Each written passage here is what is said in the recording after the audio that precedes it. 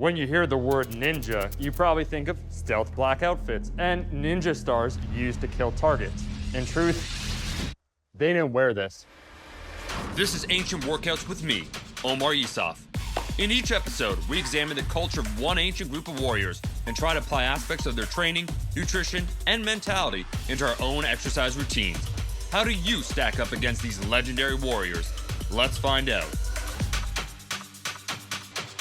The ninja, also commonly referred to as the shinobi, are a group shrouded in as much myth as mystery. Essentially, they were mercenaries in Japan, trained in skills like spying. Ninja may have emerged as early as the 1100s, but most appeared by the 1400s. There's a little debate among historians about how much is legend and how much is true, because the earliest writings of them came decades after they existed. They were mostly rural farmers of lower class, and that's because operations like spycraft and espionage were barred by the samurai code. You see, killing covertly was seen as being dishonorable. It's like wearing skinny jeans in 2021. Or maybe like having pineapple on pizza. It's just dishonorable. Shinobi were well suited for this job because they were happy to take money in exchange for sacrificing any honor or glory. Remember, ninja operated in secrecy, so getting credit for their work? Not an option. As I alluded to earlier, ninjas didn't always wear stealth black outfits. The outfits we see in movies and TV shows are actually lifted from kabuki theater and wore for stagehands to be invisible, not actual ninjas. The stagehands that work backstage and move set pieces around dressed in all black, so as not to be obvious to the audience. Well, one day, the kabuki director pulled an M. Night Shyamalan and had a crazy plot twist at the end of his new play. A stagehand dressed in all black jumps up from behind the curtain, brandishing a knife, and kills one of the main characters. Seriously, audience in Japan lost their minds over this. Of course, this characterization of the shinobi became very popular and leapt from theater to literature to paintings and, well, to what we see on screens today. Because the truth is, ninja needed to blend in, right? And how do you blend in? By dressing like everyone else around you. So their outfits depended on the mission. If they were common people, they would dress like common people. If they were nobles, well, they would dress like, you get the idea. It seems kind of obvious in retrospect, huh? We can learn a lot about shinobi practices from Jinichi Kawakami, the last remaining shinobi in Japan. To say that training was difficult is an understatement. Here's a direct quote from Jinichi. I was required to endure heat and cold as well as pain and hunger. The training was all tough and painful. It wasn't fun, but I didn't think much why I was doing it. Training was made to be part of my life. And you think you had a rough childhood because your parents had you in bed by 10 o'clock. The skills learned were beyond just physical combat and stealth.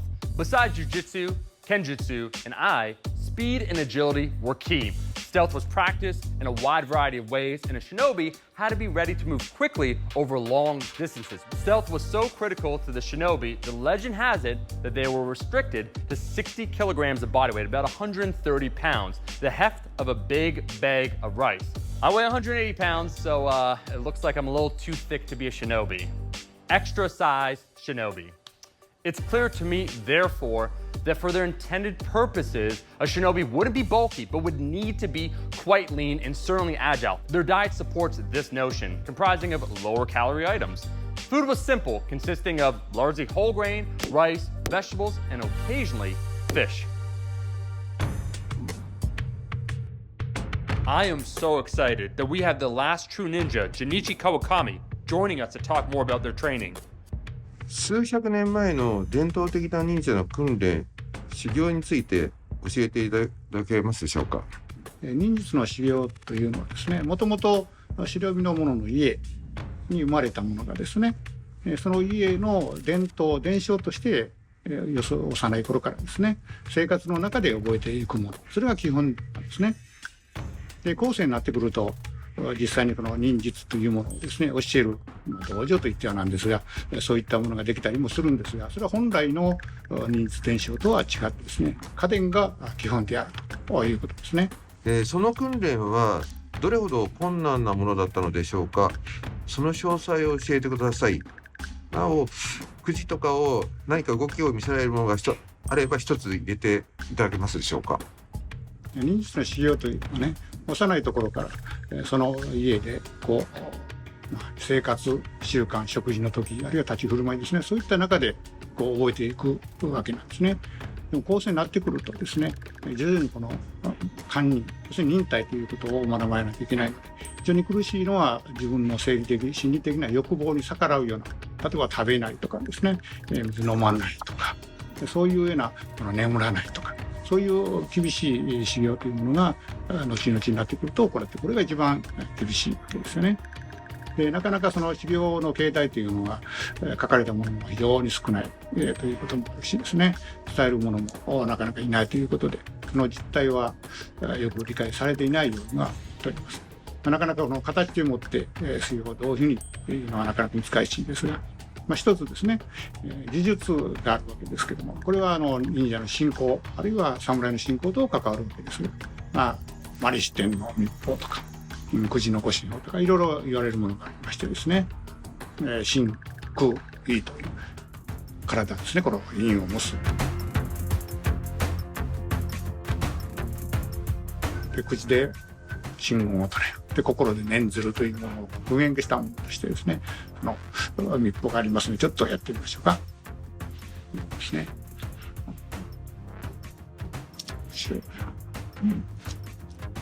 金、氷、と、しゃ、かい、じん、りん、ぜん、ぜ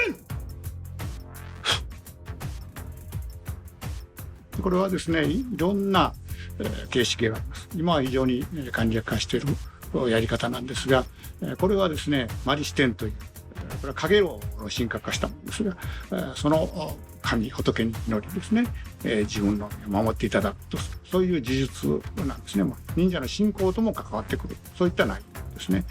これもごくごく一部の一部に過ぎないということですね。Favoring agility, speed, and stealth, Shinobi needed dexterity. Jinichi states explicitly that he climbed walls and jumped from heights. This is notable. The most analogous gym activity to climbing would be pull-ups. Pull-ups decently replicate the motion of climbing and are body weight dependent. The lighter you are, the easier they are to perform. We already know that for Shinobi, body weight was a factor. We're going to perform as many reps as possible. First, to replicate climbing over a distance, but secondly, to work on grit. As Jinichi Kawakami said, training was all tough and painful. Well, an AMRAP will certainly push us to this level of discomfort. The first movement is the box jump. As Jinichi said, he would do jumps. Now, jumps are just a fantastic all-around movement for developing power and explosiveness. Many people do this wrong, where they'll set the height way too high. Set it at an appropriate height, one that you can jump on top of. Focus instead on hinging with the hips, athletic position, jumping as high as possible, walking back down, and repeating. Let's try it.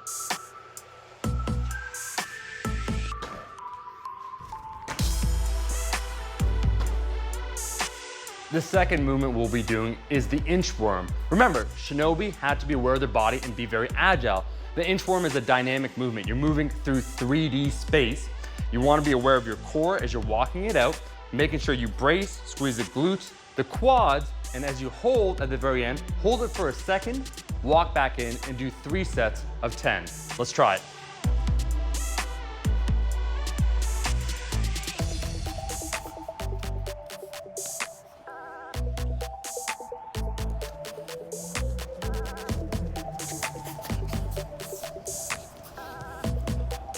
The third and final movement is the pull-up. Remember, Shinobis would be climbing. The best thing we can do is a pull-up, which works the back musculature. What we want to make sure we do here is that we're pulling with a grip here, pronated, so that means knuckles facing towards us. We're using the lats, chin up over the bar. Try and do the reps that we prescribe if you can. Ancient warriors that want to do the warrior challenge, this is what we're going to do, is an AMRAP set, as many reps as possible. You want to make sure the form is clean, no kipping, straight form right here, and making sure you're actually using the back and not momentum. I'm going to try it out. Let's see how many I get right now.